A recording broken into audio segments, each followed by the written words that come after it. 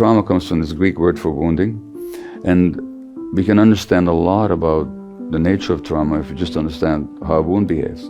Now, it's important to say that trauma is not what happens to us. It's not the event.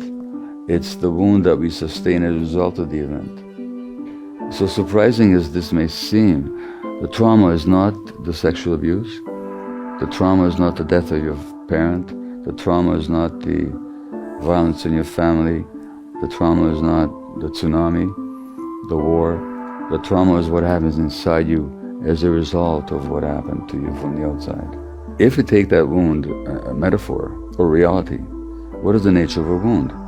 Well, one aspect of a wound is that as long as it's open and sore, it's raw and tender, and every time you touch it, it hurts. And you don't have to touch it with great force, you just lightly touch it and it hurts. These wounds, these traumatic wounds, when somebody touches them even lightly, it's like we're being wounded all over again.